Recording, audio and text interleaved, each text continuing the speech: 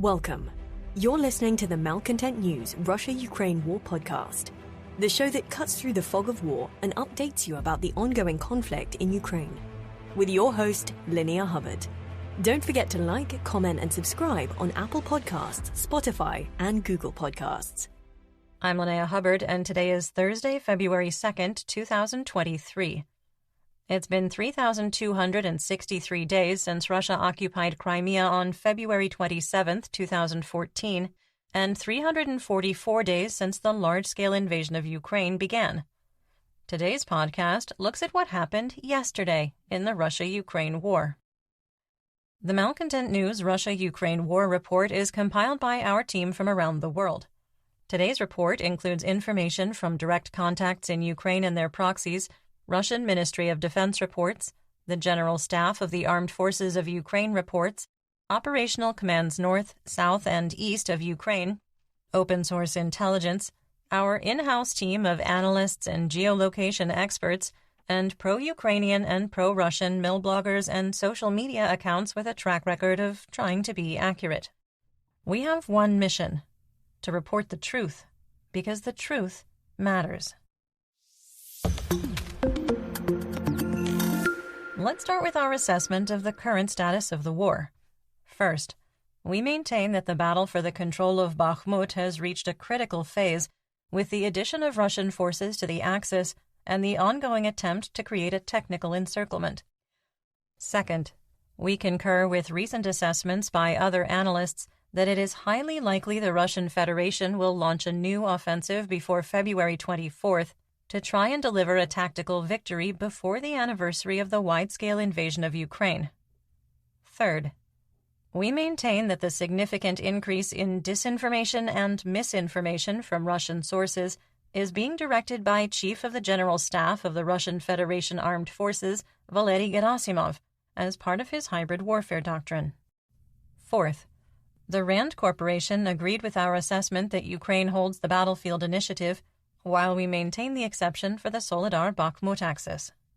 Fifth, we maintain that the Russian military within Ukraine remains combat ineffective and is relying on World War II tactics that Field Marshal Georgy Zhukov would recognize to move the line of conflict. Sixth, we maintain that the power struggle between military leaders aligned with Russian Minister of Defense Sergei Shoigu versus those aligned with private military company or PMC Wagner Group head Yevgeny Prigozhin is continuing, with Russian President Vladimir Putin benefiting from the political distraction. Seventh, we maintain that punitive missile and drone strikes targeting civilians and civilian infrastructure will continue. Eighth, we maintain that Russian forces will continue to target electrical, heating, and potable water infrastructure. Ninth, we maintain that the Russian Federation's inventory of Caliber cruise missiles is critically low based on the continued decline of launches from the Black Sea Fleet. 10th, we maintain that there is a risk of a nuclear accident caused by the de-energization of Ukrainian nuclear power plants as a result of Russian electrical infrastructure destruction. 11th, we maintain that stealth mobilization has started in the Russian Federation due to stop-loss orders for active-duty troops deployed in Ukraine and mobilization requests from the Kremlin in the occupied territories. And finally, we maintain that the threat of Russian forces in Belarus crossing into Ukraine as part of an offensive operation is negligible. Let's get some regional updates, starting with the Donbas region in Luhansk. Multiple reports of an imminent Russian offensive from the Kremina operational area didn't pan out. Artillery intensity increased, but is still not indicative of setting conditions for a larger offensive. There continues to be positional fighting, with one Russian source claiming Ukraine went on the offensive. In the Svatova operational direction, mercenaries with Rybar reported that Russian DRG units tested Ukrainian defenses in Novoselivsk, while the Russian Ministry of Defense, or MOD, reported Ukrainian positions were shelled. In the Kremina operational direction, the General Staff of the Armed Forces of Ukraine, or GSAFU, reported Chervonopopivka was shelled. Rybar claimed Ukrainian forces launched an offensive from the settlement, which reportedly did not move the line of conflict. Russian and Ukrainian sources reported artillery exchanges in the areas of Kremina, Dibrova, and Kuzmina, and Rybar reported that positional fighting occurred near Dibrova. In Russian-occupied Severodonetsk, the political party United Russia and propagandists with Rydovka opened up heating tents, as the humanitarian situation in the city has reached a crisis level. Despite promises to restore electricity and heat before the winter, the estimated 8,000 remaining residents don't have power, water, or natural gas. Promises to supply the area with firewood and coal were not kept, to the surprise of no one at this point. Assessment here. Yesterday, Russian forces struck Slovyansk and Kramatorsk with S-300 anti-aircraft missiles used for a ground attack and at least one Iskander short-range ballistic missile, or SRBM. Because the cities are logistics hubs and integral to the ground lines of communication, called GLOCs, those are supply lines, supporting Bakhmut to the south and Liman and Siversk to the east, we cannot assess that these strikes were specifically to set conditions for a Russian Kremina offensive. What we would assess as setting conditions are disruption of logistics, supply interdiction, suppress and destroy enemy air defense, clearing routes through minefields, and large-scale artillery strikes. And we haven't seen this activity occurring. Luhansk Oblast Administrative and Military Governor Serhiy Haidai said that Russian forces had not formed so-called strike groups in Kremina, and there were only pockets of heavy fighting, which we assess continues to be between squad and platoon-sized units. In northeast Donetsk, in the Kremina operational direction, Russian forces led by the 2nd Army Corps of the Luhansk People's Republic, or LNR, attacked in the direction of Yampolivka for the third day.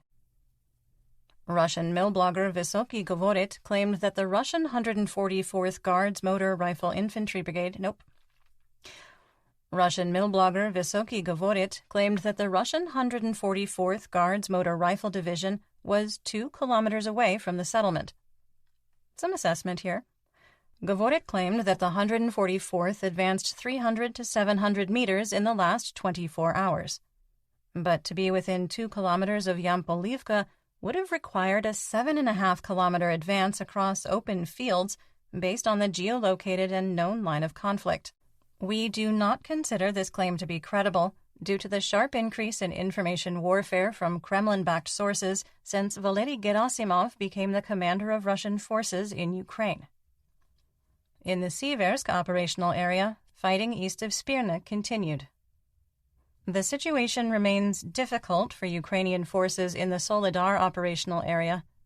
On January 29th, we assessed Sakowy Ventsety had been captured based on social media reports and terrain analysis. On February 1st, PMC Wagner's social media channels published a picture of mercenaries in the village.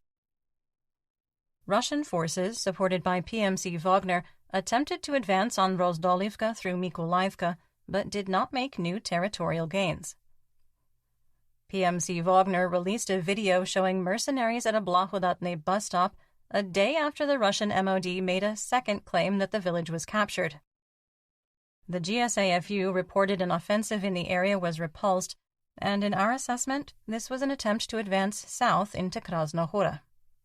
Fighting continued for control of Krasnohora, with Ukrainian forces holding their defensive positions and Russian forces claiming that Ukrainian reinforcements were brought into the settlement. In the Bakhmut operational area, fighting continued on the city's northern and eastern edges. The composite forces of Russian troops and PMC Wagner continued attempts to advance on Paraskoviivka. There were unconfirmed reports that Russian forces made incremental gains, advancing west. Pavlo Kirilenko, Donetsk Oblast administrative and military governor, reported the settlement was heavily shelled. Rybar reported that fighting continued in the areas of the meatpacking plant and champagne factory. The 1st Battalion of the Azov 3rd Assault Brigade led a light infantry assault in the dachas northeast of Bakhmut, supported by armor. A geolocated and weather-confirmed video showed a squad of dead Russian troops in the dachas on the eastern edge of the forest plantation, and a Ukrainian squad calmly on patrol. We geolocated a second video and moved the line of conflict east based on the updated intelligence. Now, as with most of the photos and videos we reference, we do link to them in our full situation report on Patreon, but fair warning, some may find the second video disturbing. Our assessment here: Ukrainian forces made marginal gains and cleared the dachas in northeastern Bakhmut. In the Kostiantynivka operational direction, the situation was unchanged. The most intense fighting in Ukraine was west and north of Klishchiivka, with Ukrainian forces holding defensive lines at the canal to the west and 2.5 to 3 kilometers south of Ivanivske. Residents in Chasiv Yar reported they could hear frequent artillery coming from the east, indicating that Russian forces continue to advance, and there is significant pressure on the T-504 highway G-Lock. In southwest Donetsk, in the Toretsk, New York operational area, the Russian MOD claims that Russian forces advanced on Nelepivka and took up, quote, advantageous positions. Some assessment here? This is a false report. Nelepivka is between Toretsk and New York, and Russian forces would not only have to move through dense Ukrainian defenses, but also face multiple water obstacles and unfavorable terrain.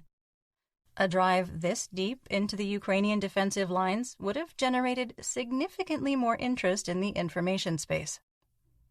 In the Avdiivka operational area, according to the Russian MOD, elements of the Russian First Army Corps attempted to advance on Spartak. Some more assessment.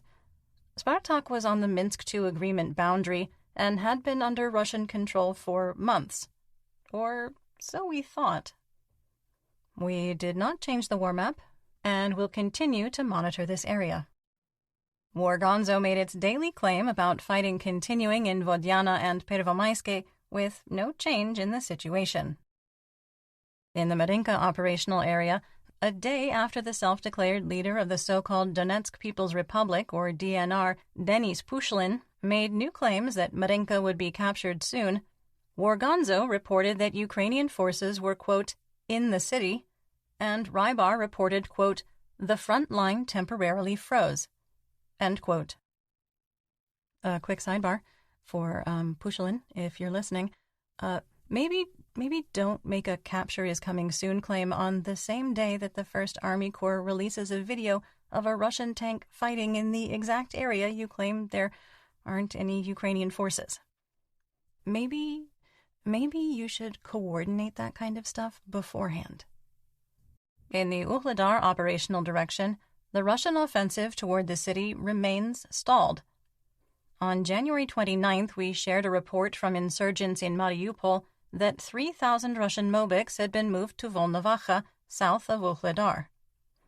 The GSAFU believes these troops were mobilized as replacement forces to continue attacking the areas north of the Kashlahach River, including northwest Pavlivka. Okay, another assessment. The Russian forces were likely meant for a different operational area. Despite heavy losses and stronger than anticipated Ukrainian defenses, Russian commanders appear committed to continuing frontal attacks on Uhladar. The GSAFU reported that the Makilske dachas were shelled, increasing our confidence that Russian forces do not in fact have established positions north of the Kashlahach River. Donetsk Oblast Governor Kirilenko reported that Shevchenko was shelled, damaging 5 homes. Because Shevchenko had fewer than 10 homes before the attack, we assess the settlement is under Ukrainian military control. In the Velika Novosilka operational area, the Russian MOD claimed that Russian troops made continued attempts to advance on Novosilka. In Russian-occupied Mariupol, insurgents reported a Russian convoy of 25 vehicles carrying infantry fighting vehicles, or IFVs, ammunition, and troops passing through the city in the Bryansk direction. I just have one last note before we move on. The Russian MOD reported that Russian forces attacked Mirna, but did not specify which village. Ukraine has over 90 towns named Mirna. Moving on to Zaporizhia. In the morning, 2 large explosions were reported at the Refma factory in Melitopol, which Russian forces have used as a logistical center. Pictures from insurgents showed a column of smoke rising in the factory area. In the evening, 4 more explosions were reported in the city center. Heavy shelling was reported along the axis from the Zaporizhzhia-Donetsk administrative border to Huliapola to Orehiv. The situation at the Zaporizhzhia nuclear power plant is still unchanged. In the Black Sea, Crimea, Mykolaiv, and Odessa region, Operational Command South, or OCS, reported the Black Sea Fleet had 13 ships on patrol, including 3 missile carriers, 2 surface vessels, and a Kilo-class submarine, capable of launching up to 20 caliber cruise missiles. Wargonzo reported that Ukrainian forces heavily shelled Hiroyske on the Kinburn Spit. In western and central Ukraine, in Kherson, Russian and Ukrainian forces continued mutual shelling across the Dnipro River. Russian forces executed 34 fire missions on Free Ukraine, targeting the city of Kherson twice, wounding 4. Local social media reports claimed Stanislav was hit by Russian artillery. Restoration at the Trifonovskaya solar power plant continues. Russian forces sabotaged the facility and destroyed 20% of the panels during their withdrawal on November 8th. Repair work has restored 50% of the plant's capacity. Output could be raised to 67%, but the electrical substation requires additional repairs. East of the Dnipro River, a Russian source reported Hola Pristan was shelled, and rockets fired by HIMARS struck Persho-Pokrovka.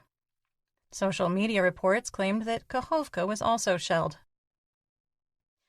In Chelburda, a Russian Tor M2D2 from the Russian 80th Arctic Motor Rifle Brigade was destroyed by drone-directed artillery. There is a video, which some people may find graphic. In Dnipropetrovsk, Maksimivka was hit by dozens of artillery shells in the morning. There weren't any injuries, but the settlement suffered heavy damage. In north and northeast Ukraine, Vyacheslav Chaus, Chernihiv Oblast administrative and military governor, reported 4 civilians in Yeline were killed and 1 wounded when a 120mm mortar fired from across the international border struck their home. The people were sheltering in the cellar, but the round penetrated the structure and detonated where they were hiding. 120mm mortars also hit the border village of Vovkivka. The border areas of Sumy were hit by 129 mortar and artillery shells, striking the hromadas of Shalahin, Esmin, Bilopilia, and Velika Pisarivka. Despite the barrage, there were no injuries or significant damage reported. On the Russian front, Russia accused Ukraine of shelling the Novozybkovo pumping station on the Druzhba oil pipeline in the Bryansk Federal District.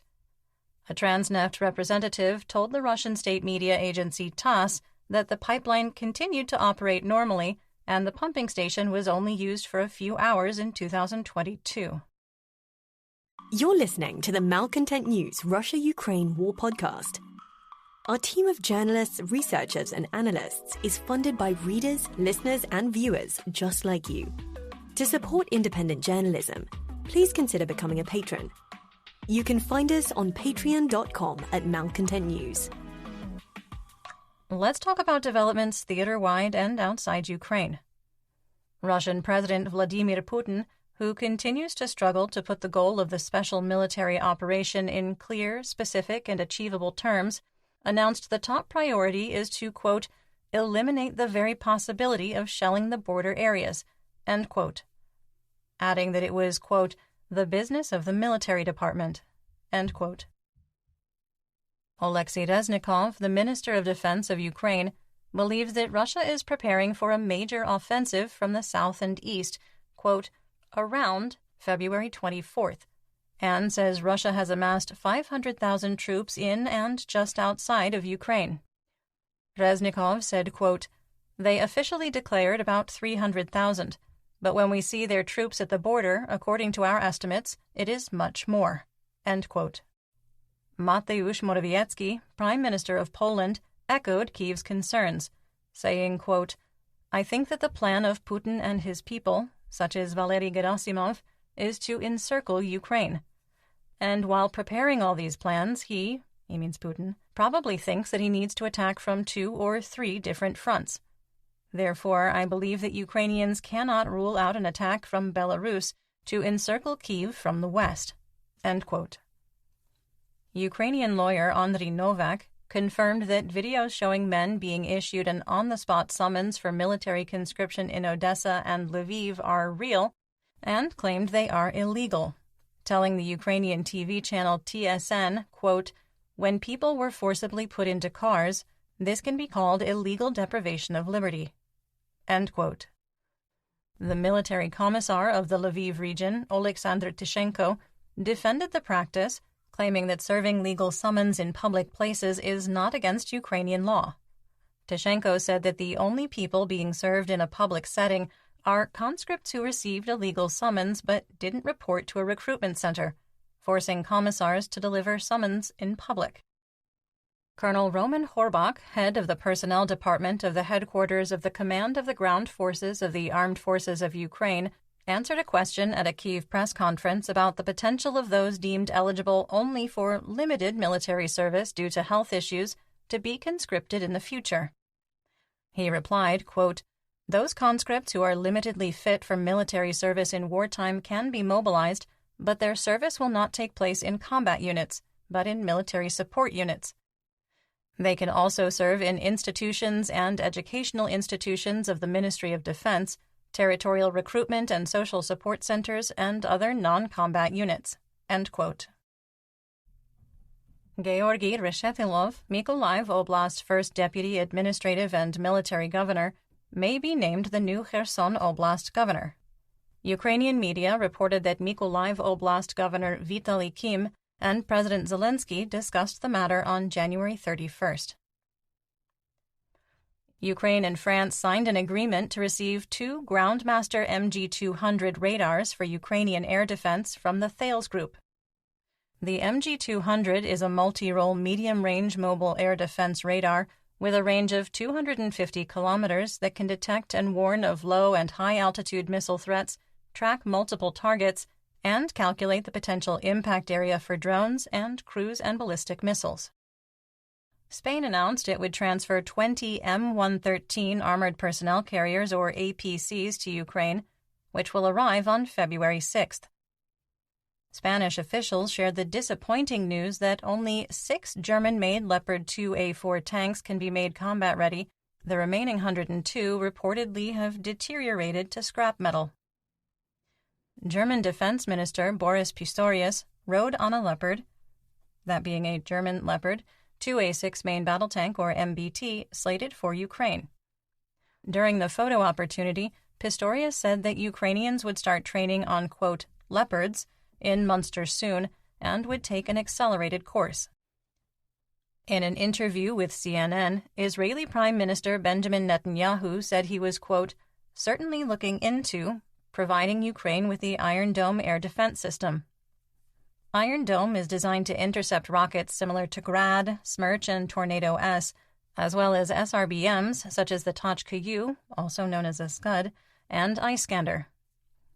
Netanyahu also hinted his country was behind recent explosions at Iranian weapons manufacturing sites, stating, quote, Israel also, frankly, acts in ways that I will not itemize here against Iran's weapons productions, which are used against Ukraine. End quote. Former British Prime Minister Boris Johnson urged London to provide Ukraine with more tanks, long-range missiles, and fighter planes to save lives and shorten the war. Responding to Johnson, Ben Wallace, Secretary of State for Defense of the United Kingdom, said that transferring fighter jets to Ukraine, quote, would not be the right approach, end quote, adding that no final decision has been reached. Previously, we reported about a video showing Ukrainian troops training to deploy from Chinook CH-47 helicopters. The official explanation is that Ukrainian trainees were not involved, and the person pictured was an Estonian soldier who had previously traded patches with a Ukrainian. Speaking of not being involved, let's talk about Russian mobilization. Just days after Russian mill bloggers roasted Kyiv for implementing restrictions on government officials traveling outside of Ukraine, they fell silent. PMC Wagner Group leader Yevgeny Prigozhin sent a letter to Vasily Piskarev, chairman of the Committee of the State Duma of the Federal Assembly of the Russian Federation, asking for the same legislation. Prigozhin wants to prohibit government officials and deputies of the Duma from vacation travel outside of Russia, and to legislate and investigate, quote, immoral behavior, including close relatives who have engaged in flamboyant spending and abuse of luxury goods, end quote. Some assessment here. A corrupt Russian billionaire oligarch with the blood of thousands on his hands from 3 continents does not care about corruption. Prigozhin asking for this legislation is political theater aimed at the populace.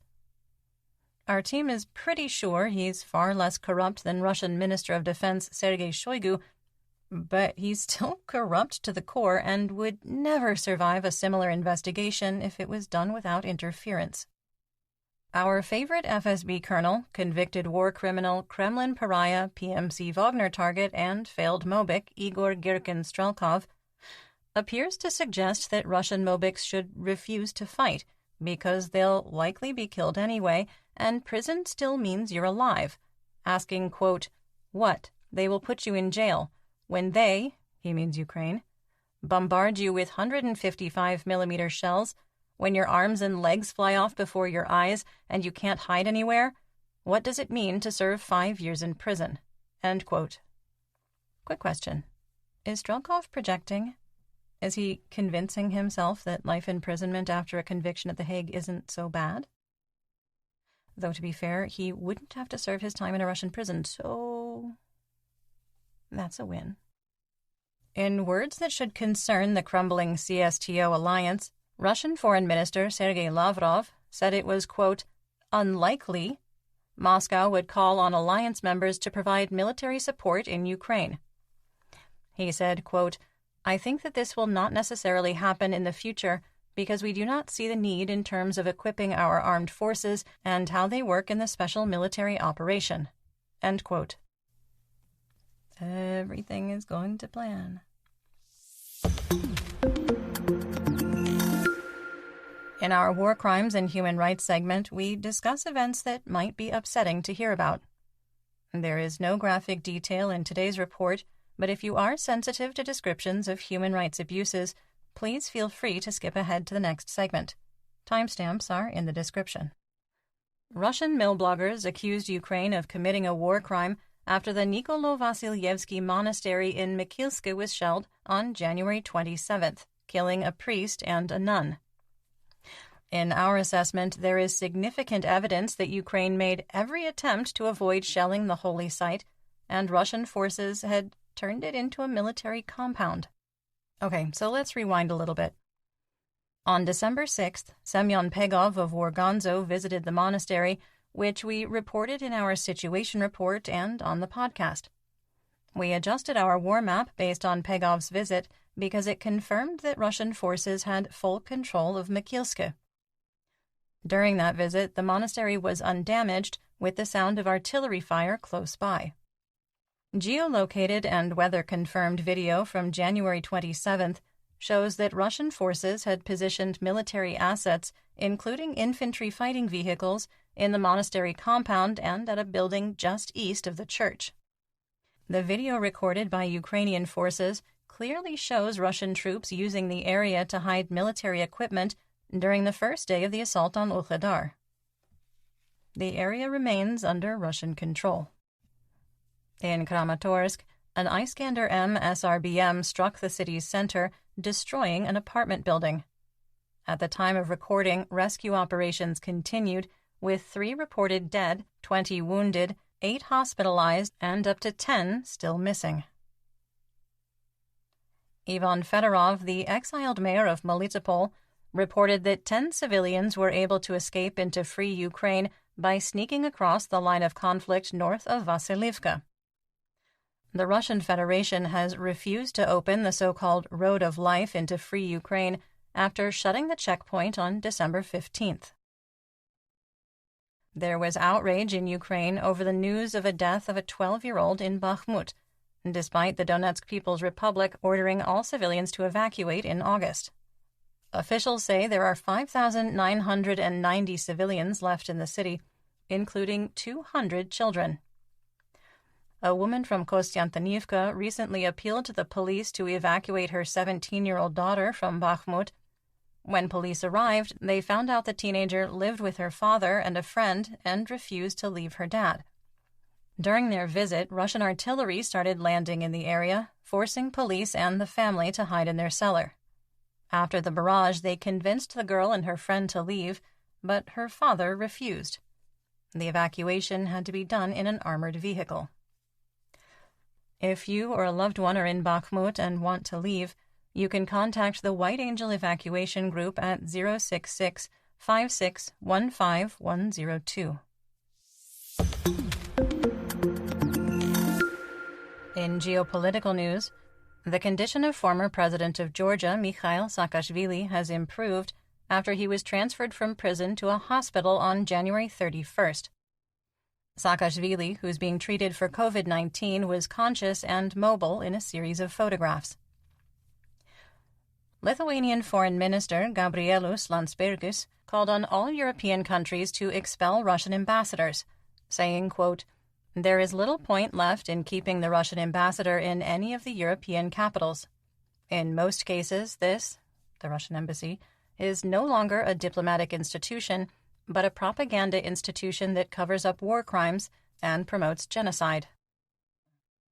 Current Georgian President Salome Zurabishvili declared that the former Soviet Republic would not provide weapons to Ukraine, but also declared that the breakaway republics of South Ossetia and Abkhazia would return to Georgia, and demanded that the Russian Federation withdraw their troops. She also said that, quote, "the complete defeat of Moscow in Ukraine is inevitable." Russian ambassador to the United States, Anatoly Antonov, said that Russia is prepared to negotiate with Ukraine, but requires, quote, "reinforced concrete security guarantees," adding the United States is not ready to provide them. On the same day, Russian Federation State Duma Speaker Valentina Matvienko also said that Moscow was ready to negotiate with Kyiv, saying, quote, "Our position is clear, intelligible, and transparent. We are ready for negotiations, without the preconditions that they, Ukraine, are trying to put forward. Negotiations are negotiations if the Kyiv regime is ready for real negotiations, but we do not see this." End quote. Turkish President Recep Tayyip Erdogan reaffirmed that his nation would not ratify Sweden's application to join NATO. Hungary and Turkey are currently blocking Finland and Sweden from joining the defensive alliance. In economic news, DTEK announced that 60 million kilowatt-hours of electricity was imported from Europe to help deal with the ongoing deficit in January. Historically warm weather has reduced consumption, enabling other European nations to support Ukraine. DTEK stated that imports could increase to 1 billion kilowatt-hours in the future, enough to supply 4 million households. Turkey announced it was closing its airport to Boeing commercial aircraft operated by Russian airlines after accusations that aircraft were being serviced between flights to avoid sanctions. Turkey said the ban was being implemented because the aircraft are stolen and by international treaty are not allowed to land at Turkish airports when used for commercial service. The ruble was unchanged, with an exchange rate of 70 for $1. Western oil prices declined, with WTI crude falling to $77 a barrel and Brent dropping to $83. Russian Urals crude was steady, with an official price of $56 a barrel. United States wholesale RBOB gasoline on the spot market dropped on the first day of February, hitting $2.46 a gallon or 65 cents a liter. Dutch TTF natural gas futures were unchanged, with March 2023 holding at €57 per megawatt hour and April 2023 futures at 58. Chicago SRW wheat futures continued to climb in very volatile trading, hitting $7.70 a bushel for May 2023 delivery. And that's what we know. Join me again tomorrow for more updates. Until then, stay safe, everyone. You've been listening to the Malcontent News Russia-Ukraine War podcast. To help keep us independent, please consider providing financial support by becoming a patron. Want on-demand news in your hand? Download the Google News app and make Malcontent News one of your favorites to receive breaking news updates. Thank you for listening.